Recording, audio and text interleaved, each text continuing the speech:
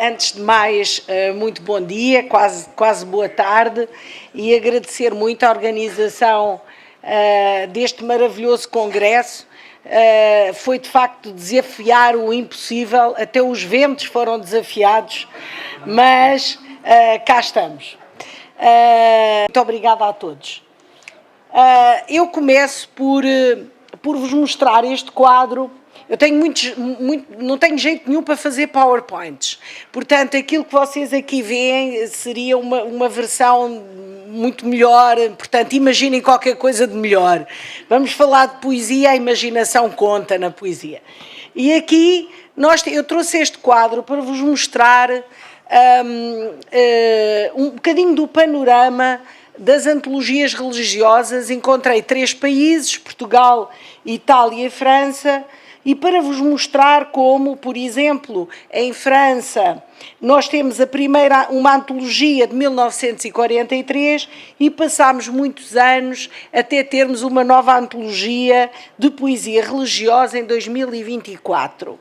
Em Portugal, como veem, temos aquela maravilhosa antologia feita pelos José Régio e Alberto Serpa, em 1958, e depois temos uma antologia que sai em 2014 por José Tolentino Mendonça e Pedro Mexia, que reúne poesias de poetas contemporâneos da literatura portuguesa. E depois temos ali duas antologias que saem em Itália, uma da nossa colega Daniela Marcheschi, intitulada 1000 anni di poesia religiosa, e depois, em 2024, sai com a edição de Davide Brullo, Nicola Crocetti e António Spadaro, Os Versos a Deus, a antologia da poesia religiosa. E a pergunta é, porquê é que passámos várias décadas em vários países sem termos uma antologia de poesia religiosa? E a primeira coisa que eu fiz foi procurar o que é poesia religiosa nos dicionários literários, de termos literários, dicionários de literatura. E por mais incrível que possa parecer, a aventura foi de facto uma aventura estranha, porque aparece dentro da poesia lírica o modo da poesia social, da poesia feminina, da poesia mística, da poesia amorosa, da poesia de natureza, da poesia de intervenção, mas nada de poesia religiosa. Então fui ao dicionário dos temas da literatura universal, da estudiosa alemã Elisabeth Franzel, e pensei, vou procurar religião, vou procurar poesia religiosa, vou procurar Deus. Não encontrei Deus, mas tem por acaso uma entrada que diz diabo, ver Satanás. São escolhas. E perguntei-me qual a razão desta falta, porque é que nós temos tantos problemas em tentar colocar num dicionário de géneros um modo da poesia religiosa. Então fui ver o que é que vários estudiosos dizem. É muito interessante uma poetisa americana, Dana Gioia, que diz que um dos problemas está na falta de compreensão por parte dos cristãos da relação entre poesia e fé. Olhamos para a poesia como de admirável decoração, elegante de palavras, reconhecemos os salmos, reconhecemos os hinos, mas não reconhecemos que na poesia se encontra uma relação privilegiada entre o homem, a sua procura interior e o divino.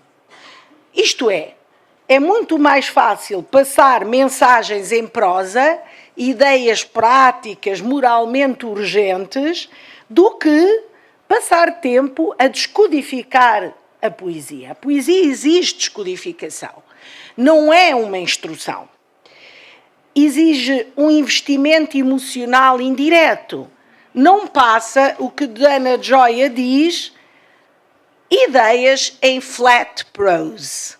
eu estou a usar o inglês porque é mais bonito do que o português. A flat prose diz tudo. E ela pergunta-se, mas então o Magnificat, a poesia do Magnificat, foi um erro editorial de quem escreveu o Magnificat? Porquê a poesia dentro das Sagradas Escrituras? Porque aquele momento requer uma ode, não um e-mail.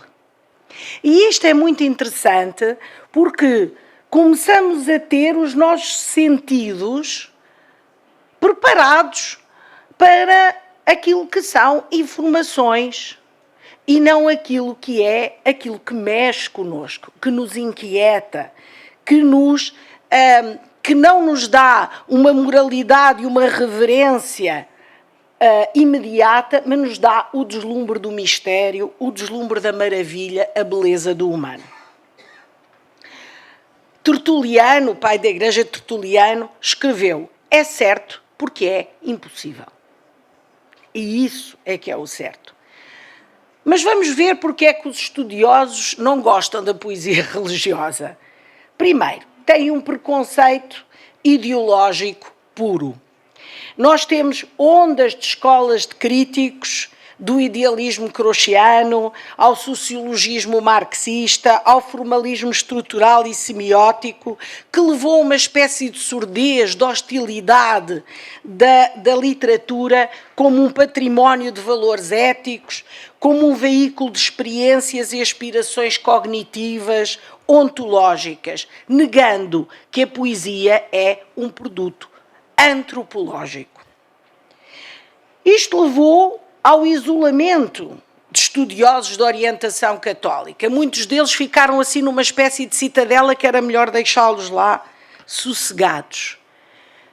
Isto, claro, é também produto de uma laicização do Estado que se estendeu arbitrariamente ao juízo crítico literário. Daniela Marqueschi junta-lhe ainda um outro problema, que é a corrente, que ainda hoje é tida como a grande tradição da poesia, a tradição da poesia simbolista, decadentista, com o seu hipersubjetivismo, a sua poética às vezes cansada, o afastamento do mundo, um poeta distante e uma poesia apenas para alguns iluminados. Não esqueçamos também a crítica de Samuel Johnson aos poetas metafísicos. Tudo aquilo que era espiritual era metafísico, portanto estava num outro momento. Esquecendo-se que a experiência religiosa, no sentido de Durkheim, é também o espanto e a escuta do mundo, a fragilidade e a força, um sentimento de comunhão entre indivíduos, entre o visível e o invisível. Mas porquê é que voltou? Porquê é que agora, em pleno século XXI, estamos a fazer antologias de poesia religiosa? Há um autor, Pietro Ghibellini, que diz: este despertar que nós estamos a sentir no século XXI, devido também a uma crise identitária do mundo ocidental, pela herança judaico-cristã, como componente essencial da civilização, a par de um outro pilar que é a cultura greco-latina, leva-nos hoje a uma urgência de nos compreendermos.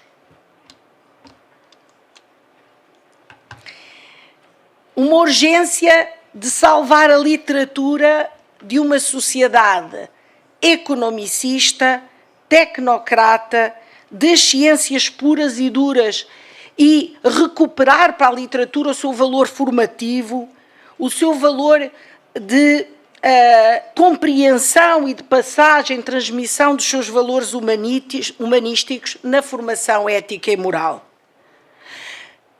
Não é por acaso que eu vos coloquei aqui um poema das Cantigas de Santa Maria, dos nossos cancioneiros, porque é aqui que nasce a literatura em expressão galaico-portuguesa.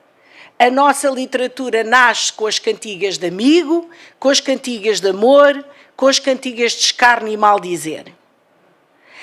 E o que acontece nas cantigas de Santa Maria é que, no prólogo, Afonso X explica que agora vai trovar.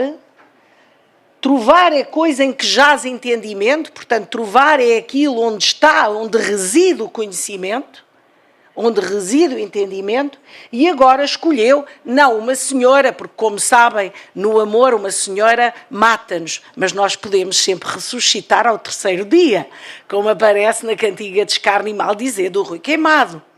Não, esta senhora nós vivemos por ela, não morremos por ela, vivemos por ela. E aqui está uma das cantigas de Santa Maria, uma das mais conhecidas, em que Santa Maria fez o monge ouvir durante 300 anos o cantar do passarinho, porque ele estava-lhe a perguntar qual era o bem maior, o bem que podia fazer, e Santa Maria pô-lo a ouvir passarinhos durante 300 anos, o que não é mau, porque a música faz pensar. E é por isso que eu trouxe este porque tem também a parte da música, não é? E esta ligação com a música.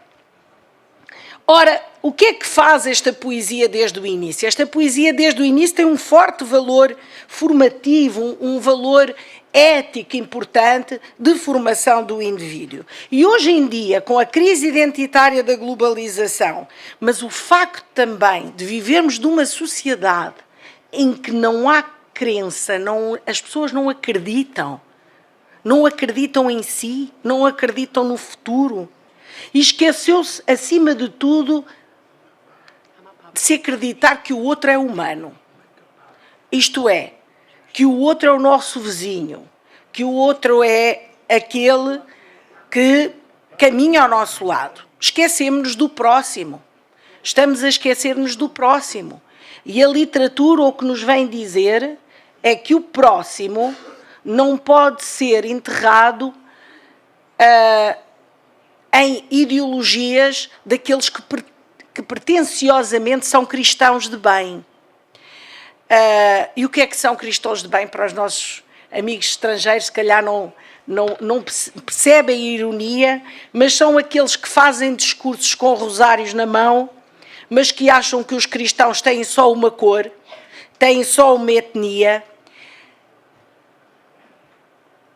e são os mesmos que deixam crianças a morrer no Mediterrâneo. Esses são aqueles que se esqueceram que a poesia está na face do outro, como dizia bem Herberto Helder e antes dele António Ramos Rosa. Mas é só isto o que faz com que a poesia religiosa seja tratada com pudor? Não. Também é uma questão de tipologia. Isto é, a distinção entre o que é uma poesia religiosa de uma dada literatura e o que é uma literatura religiosa de uma dada literatura. Isto é, nós temos uma poesia que pode partir do evangelho, da doutrina, do comentário, do rito, que é feita por autores crentes, uma religião stricto sensu, e temos, por exemplo, o Cântico das Criaturas de São Francisco, o Génie du Christianisme de Chateaubriand, mas também temos obras literárias que contêm problemas morais, tensões cognitivas, uma estética em tensão com a ética, uma procura, um impulso para conhecer o homem e o mistério que vai mais além, que é, por exemplo, a Vita Nova de Dante ou As Flores do Mal do Baudelaire. Por isso, de um lado, nós temos, é óbvio, uma aproximação mais doutrinária, do outro temos uma aproximação mais problemática, mais inventiva da palavra. O facto é que o cristianismo tem um papel determinante na nossa cultura e nós não nos podemos esquecer que nós fazemos parte da cultura cristã, mesmo não o sendo abertamente. Como dizia Benedetto Croce, não podemos dizer-nos não cristãos. Ou como Oriana Fallaci dizia, tão problemática, eu não sou exatamente católica, mas sou culturalmente cristã. E aqui têm um poeta irlandês que se considera agnóstico, mas que diz que quando escreve aquilo que é a cultura cristã está no seu interior, está no seu âmago. Por isso ele não pode olhar para aquilo que está à sua volta e para a realidade sem compreender o seu significado profundo cristão que tem para a sua cultura. Ora, tudo isto e todas estas ideias criaram uma certa ansiedade dos estudiosos e dos poetas. Porque uma poesia pode não ser explicitamente religiosa no estilo, na temática, mas ela pode ser profundamente religiosa no seu âmago, nos seus critérios. Portanto, nós não podemos olhar para uma poesia religiosa só porque ela foi feita por um religioso, pode ser um religioso que não faça poesia religiosa, mas temos muitos que não são, que são profundamente. Por isso, a poesia tem a ver com a liberdade de tratar o mundo, reconhecendo as imperfeições da humanidade, a tentação do mal, a necessidade de mudar livremente cada coisa, melhorando, a vida individual, que é uma viagem entre a morte e a eternidade, o duplo sentido da realidade que é feita entre aquilo que nós vemos e o eterno. Por isso, fazer do mundo escondido um mundo tangível. Não nos podemos esquecer também que a poesia religiosa faz com que nós tenhamos que ser contemporâneos do futuro. Isto é, nós temos, a partir da poesia, uma maneira de lembrar aquilo que nos empobrecia esquecer.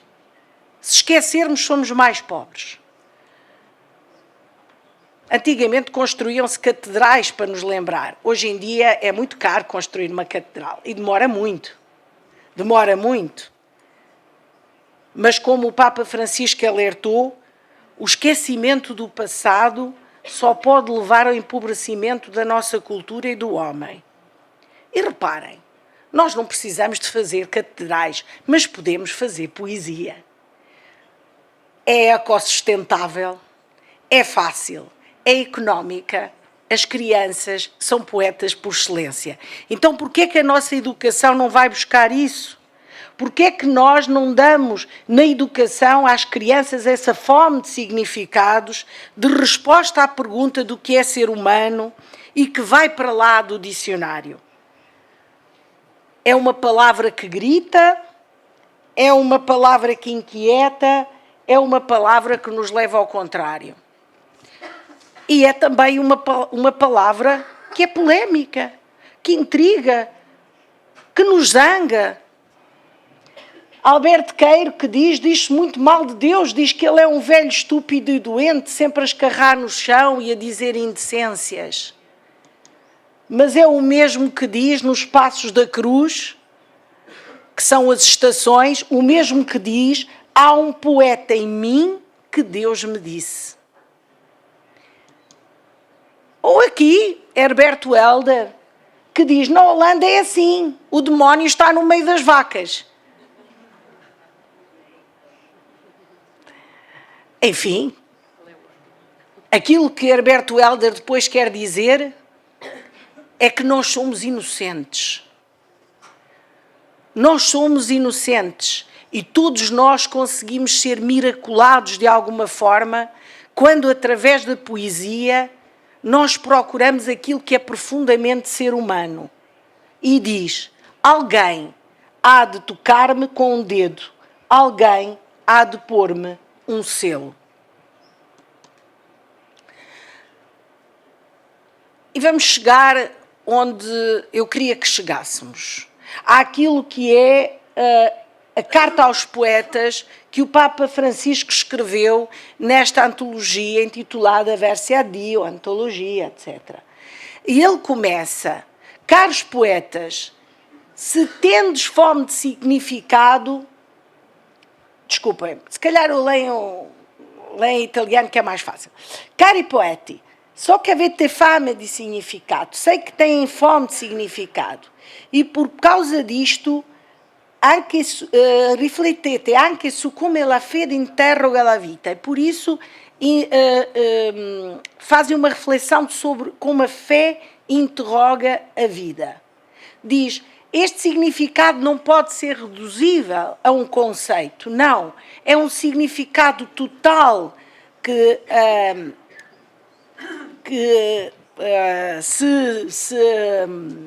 desculpem, que se torna poesia, símbolo, sentimentos.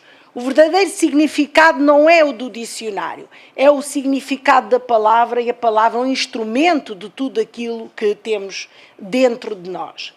E diz uma coisa que é muito bonita e que tem a ver com o âmago daquilo que é ser religioso. É reler e religar.